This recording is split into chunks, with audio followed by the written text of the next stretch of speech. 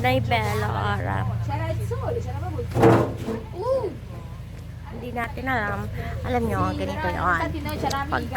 Pagka kayo ay may mga problema, sabihin nyo sa parents nyo, huwag nyo itatago. Kasi hindi naman nila kayo papatayin eh. May mga ganitong sitwasyon na katulad nito, di ba, ang tempo nagkakambya, umuulan ngayon. So meaning lahat ng tao may kanya-kanya ting mood. So even kahit na ang mood ng inyong magulang ay masama, wag nyong aanuhin, wag nyong kokontrahin. Kumbaga, pero dapat may kakausapin nyo ng ayos, lagi kayong kahit anong sama ng loob nyo sa magulang nyo pa rin yan.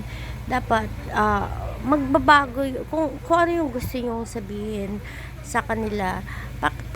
Pinakikinggan nila kayo, kaya lang hindi agad-agad na tatanggapin ng magulang na kayo ang susundin nila, kasi magulang sila, ibig sabihin marami silang mas pinagdaanan sa inyo, tapos biglang sasabihan niyo sila ng ganon. Kumbaga, lahat kasi ng napagdaanan nila, gusto nila yung best nyo.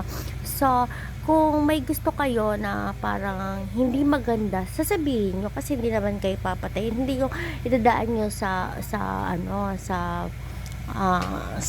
sama ng loob, mga ganon.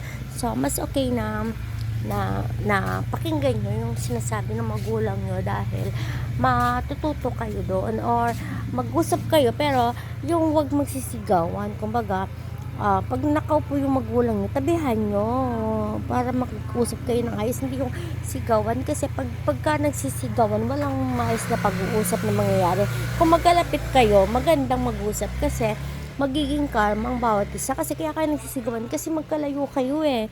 Kung lalapitan mo siya, 'di ba? Hindi kailangan magsagawan. Pag nakaupo siya, upuan mo rin. Pag halimbawa pag nakatayo siya, sabihin nyo, mama, pwede tayo mag-usap ng nakaupo. Ganon, yung nasa maayos na paraan. Hindi yung ganon na nagsisigawan kayo kasi magkalayo kayo or magkatabi lang kayo. Kung pareho kayo nakaupo, mas maganda mag-usap, di ba? Ciao, ciao!